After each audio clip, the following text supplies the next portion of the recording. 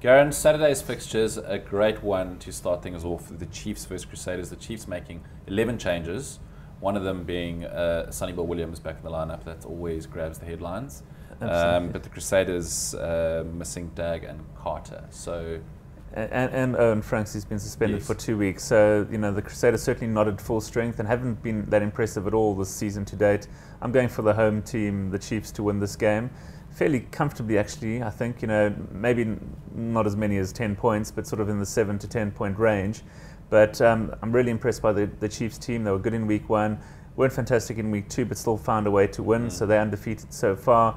I expect them to go 3-0. Like you say, New Zealand teams with so much depth, they can make these 11 changes or so. And you don't really think on paper that the team is any weaker. Last week, Sonny Bill was meant to start, but he pulled out in the warm-up. So he's back. So really looking forward to this game. The New Zealand teams tend to produce really good rugby when they have their derbies. So worth waking up at 8:35 South African time for on Saturday morning for sure.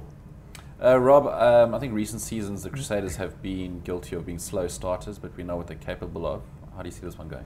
Yeah, that's one of the reasons why I'm fancying the Chiefs at this stage. I agree with Garen. I think the Chiefs look like a reasonably, a really potent outfit this year.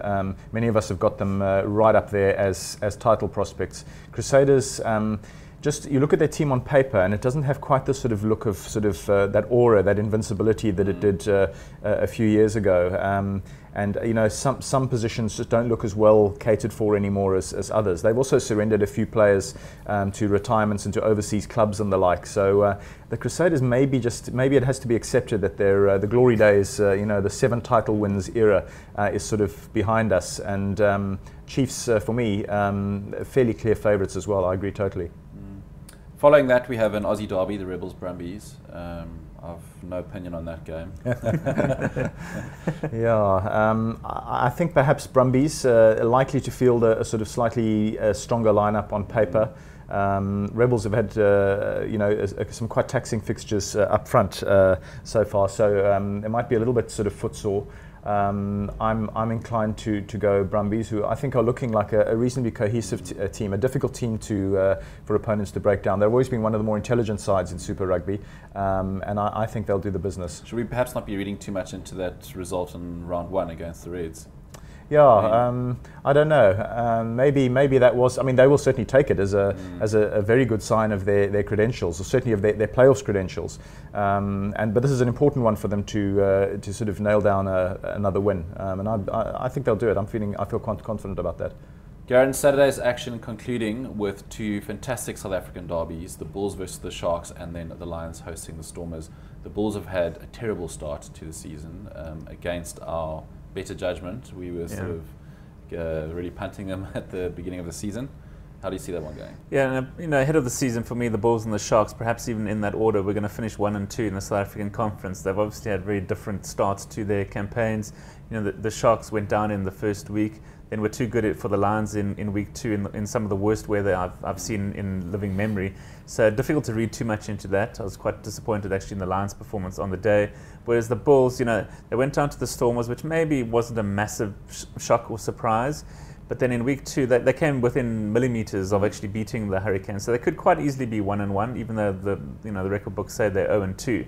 So maybe they haven't been as bad as we're making them out to be. They've got a fantastic draw. I can't remember, maybe Rob will correct me, but when last the team had 3 matches at home to start the campaign, they then go down to Bloemfontein, then they're back at Loftus for a couple of games. They actually don't even leave the country, I think, until week 9 or so. So it's an amazing draw. I think that's why a lot of pundits were picking them to bank those early points and really get off to a fly in this year's competition.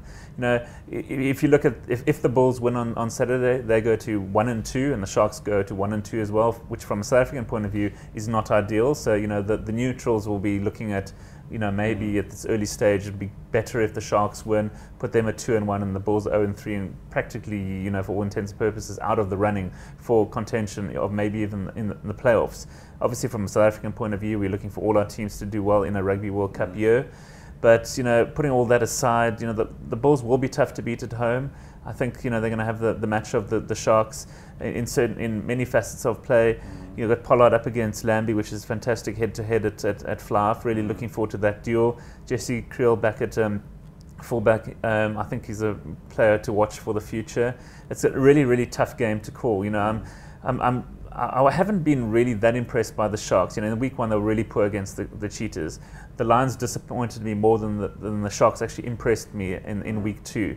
So I'm going to go for the home side here with no real degree of confidence. But I think the Bulls will have improved in midweek. I think Victor Matfield's a key player for them. Pierce Spiss as well. I think they'll be better, even though they haven't named their team, so we're not too sure who's actually going to be playing. I'm going to go for them to win by 2 points on Saturday. Okay, Rob? Probably the toughest pick of the season for me. I'm still sitting here clueless. My apologies for that.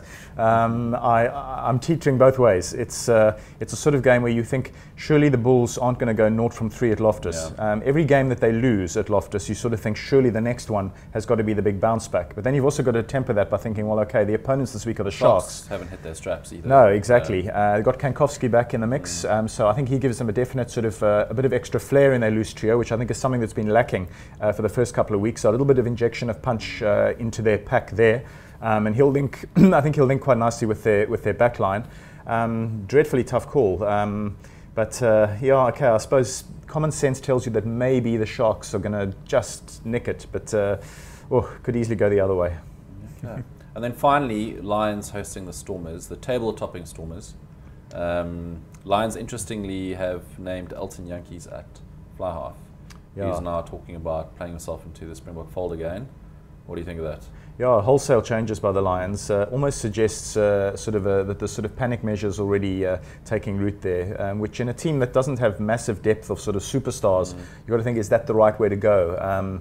You know, they seem a little bit unsure about what their sort of first choice front row is. I see that they've now installed for starts the entire front row who came on as a substitutes last time out. So you know, not ideal in terms of continuity. I think certain players will be feeling a little bit edgy about their places. We'll see on Saturday whether that's a good thing or bad thing, whether that actually galvanizes them into thinking, now, come on, guys, we're all battling for our posts here. We've got to nail them down. We've got to play better. The Lions certainly can play better, but just on form at the moment, I think that the logical choice has got to be Stormers by perhaps a reasonable margin, maybe by sort of 5 to 8 points, that sort of framework. But let's not forget the nasty results last season. Stormers' first match of the season, I think it was the Lions' second game at the time, so they went into it a little bit less undercooked. But remember, that was at 34-10, Garen, the Stormers' first results of last season, which set them on the back foot big time. And I think that'll be another reason maybe to sort of slightly tip them, because they'll be wanting to sort of avenge that particularly ugly Joburg defeat last time out. So I'm certainly going Stormers on that one, a little bit more sort of clear cut.